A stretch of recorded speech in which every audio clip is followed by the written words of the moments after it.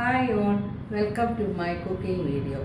ഇന്നത്തെ വീഡിയോയിൽ ഞാൻ മുട്ട ഇഷ്ടമുള്ളവർക്ക് വേണ്ടി ഉള്ളതായ ഒരു ഡിഷാണ് ഉണ്ടാക്കാനായിട്ട് ഉദ്ദേശിക്കുന്നത്. ഇത് വളരെ ക്വിക്കായിട്ട് നമുക്ക് ചെയ്യാൻ പറ്റും. അതുപോലെ എന്താ പറയുന്നത്, ശരിക്കും പറഞ്ഞാൽ നല്ല ഡെലീഷ്യസ് ആണ്. ഇതിൻ്റെ കൂടെയും പോകുന്ന ഒരു ഡിഷാണ്, മറ്റൊന്നുമല്ല, എഗ് മസാല ആണ്. അത് നോർമലി ചെയ്യുന്ന രീതിയിൽ നിന്നും കുറച്ച് വ്യത്യസ്തമായ രീതിയിലാണ് ഞാനിത് ചെയ്യുന്നത്. വരൂ എന്നോടൊപ്പം. ആദ്യം നമുക്ക് ഈ മുട്ടയ്ക്ക് വേണ്ടതായ മസാല നമുക്ക് ചെയ്യാം. ഞാനിവിടെ ഒരു 4 എഗ്സിനുള്ളതാണ്. അത് 4-5 ആയാലും കുഴപ്പമില്ല. അപ്പോൾ ഇതിലേക്ക് ഞാൻ ഒരു 2 ടേബിൾ സ്പൂൺ വെളിച്ചെണ്ണ, കോക്കനട്ട് ഓയിലാണ് ഒഴിച്ചിരിക്കുന്നത്. എണ്ണ ഒന്ന് ചൂടാകിക്കോട്ടെ. അതിലേക്ക് ഒരു 1.25 ടീസ്പൂണ് ഫെനൽ സീഡ്, പെരിഞ്ജീരകം ആഡ് ചെയ്യണം. അതൊന്ന് മൂത്ത ശേഷം അതൊന്ന് ചൂടായി, അതിൻ്റെ കളറൊന്ന് ചേഞ്ചായി. അതിലേക്ക് 2 മീഡിയം സൈസായി വലിപ്പമുള്ളതായ അനിയന് ചോപ്പ് ചെയ്തത് ഇടുക.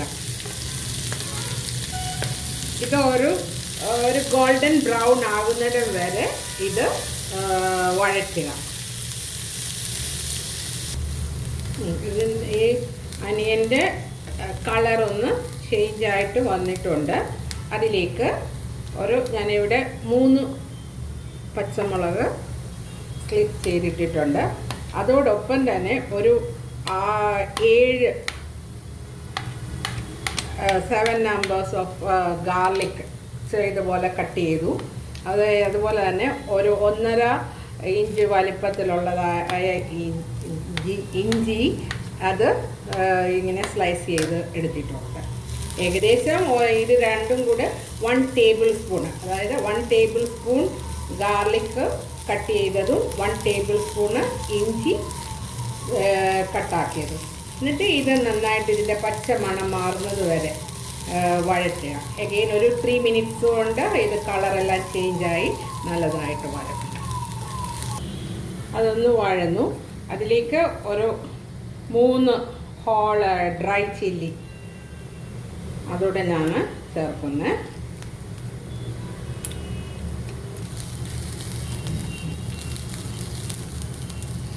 ഇനി നമ്മൾ തീ ഒന്ന് കുറച്ച് സിമ്മിലാക്കിയ ശേഷം ഇതിന് വേണ്ടതായിട്ടുള്ളതായ മസാലകളെല്ലാം നമുക്ക് ചേർക്കാം.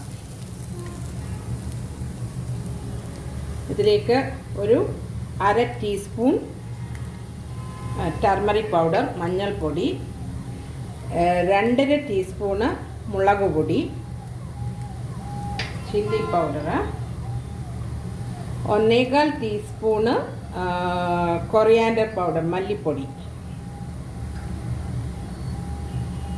1.25 ടീസ്പൂണ് ക്യൂമിൻ പൗഡർ, ജീരകപ്പൊടി, 1/2 ടീസ്പൂണ് നന്നായിട്ട് പൊടിച്ചതായ കുരുമുളക് പൊടി,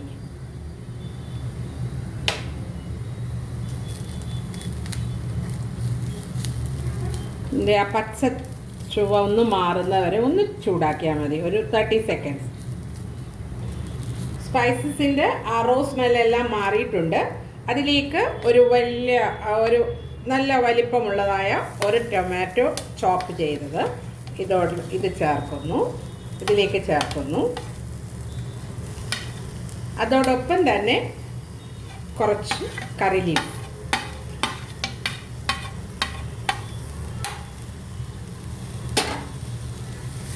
ഇത് നന്നായിട്ട് ഇതുമായിട്ട് കമ്പൈൻ ചെയ്യുക. ഇത് തക്കാളി കുക്കായിട്ടില്ല, എന്നാലും ഒരുവിധം ഒന്ന് വെന്ത് കിട്ടിയിട്ടുണ്ട് തക്കാളിയെ. അതിലേക്ക് ഒരു 1 ടീസ്പൂണ് ഞാൻ സോൾട്ട് ചേർക്കുകയാണ്. അത് നിങ്ങളുടെ ടേസ്റ്റിനനുസരിച്ച് വിട്ടു തരുന്നു. പിന്നെ ഇപ്പം ഞാൻ ഇതേ ചേർക്കുന്നുള്ളൂ, പിന്നെ ലാസ്റ്റ് വേണമെന്നുണ്ടെങ്കിൽ ആഡ് ചെയ്യാം. ഇനി നമുക്ക് ചെയ്യേണ്ടത്, ഇതിലേക്ക് ഒരു 1/2 ഗ്ലാസ് വെള്ളം ഒഴിച്ച് ഒരു 3-4 മിനിറ്റ്സ് ഇത് കുക്ക് ചെയ്യുക. അടച്ച് വെച്ച് കുക്ക് ചെയ്യുക. അതായത് ആ ടൊമാറ്റോ നന്നായിട്ട് നമുക്ക് കുക്കാകണം. അതായത് സ്ലോ ഫ്ലെയിമിലിട്ട് ചെയ്താൽ മതി. അപ്പോൾ അത് നന്നായിട്ട് കുക്കായിട്ട് വരും. ഒരു 5 മിനിറ്റ്സ്.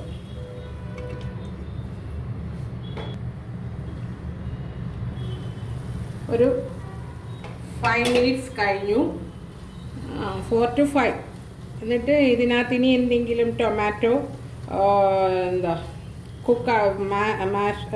മാഷിയാകാൻ കിടക്കുന്നുണ്ടെങ്കിൽ നമ്മൾ സ്പൂണിട്ടൊന്ന് ഉടയ്ക്കുക. എന്നിട്ട് ഞാൻ ആവശ്യത്തിന് ഉപ്പുണ്ടോ ഇല്ല എന്ന് നിങ്ങൾ ചെക്ക് ചെയ്യുക. ഇനിയും നെക്സ്റ്റ് സ്റ്റെപ്പ് എന്താണെന്ന് വെച്ചാൽ നമ്മൾ മുട്ട ഇതിനകത്ത് ആഡ് ചെയ്യുക.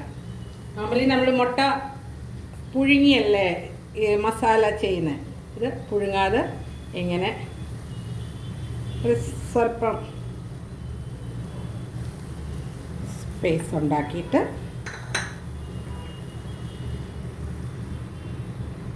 വൺ ബൈ വൺ ആയിട്ട് ചേർക്കുക.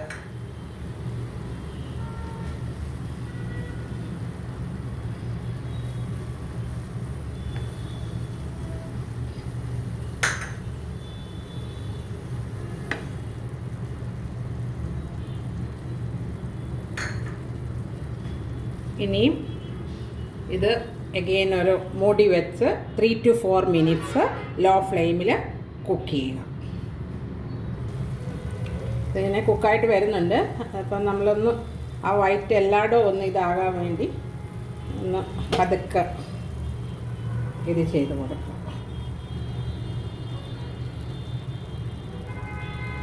ഒന്ന് സ്പ്രെഡ് ചെയ്യുക. എന്നിട്ട് അടച്ച് കുക്ക് ചെയ്തു. ഞാൻ അതിൻ്റെ ഇടയ്ക്കൊന്ന് ഇത് ചെയ്തതാണ്. ഒരു 5 മിനിറ്റ്സ് കഴിഞ്ഞ് ഇനി നമ്മൾ ചെയ്യേണ്ടത് എന്താണെന്ന് ചോദിച്ചാൽ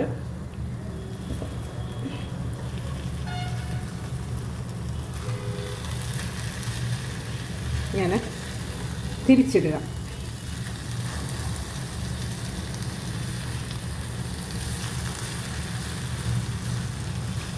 തിരിച്ചിട്ട് ഒരു 2 മിനിറ്റ് കൂടെ.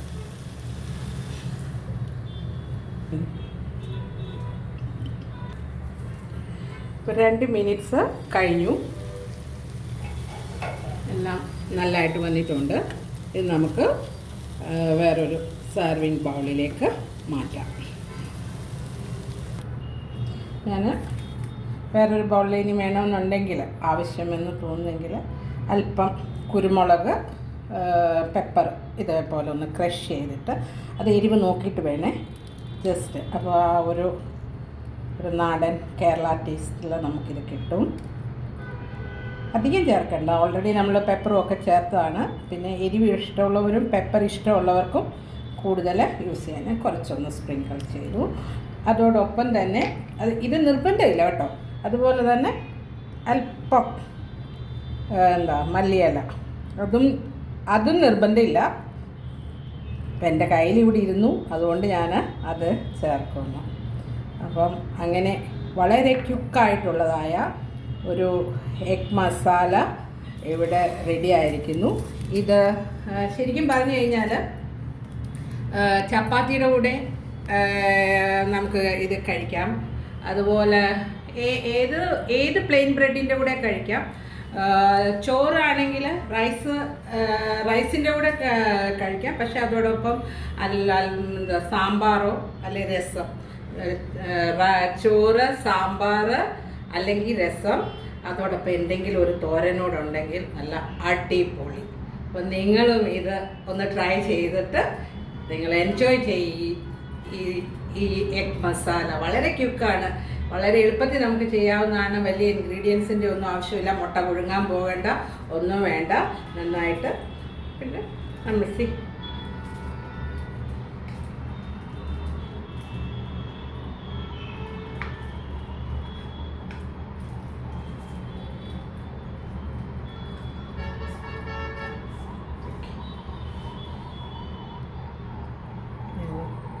Thank you so much for watching my video. ഇനി വേറൊരു നല്ലൊരു റെസിപ്പിയുമായിട്ട് നിങ്ങളുടെ അടുക്കൽ വരുന്നതായിരിക്കും. നിങ്ങൾ തീർച്ചയായിട്ടും വാച്ച് ചെയ്യണം. പിന്നെ എന്നെ വേണ്ട സപ്പോർട്ട് ചെയ്യണം. എനിക്ക് വേണ്ട എൻകറേജ്മെൻറ്റ്സ് തരണം. Thank you.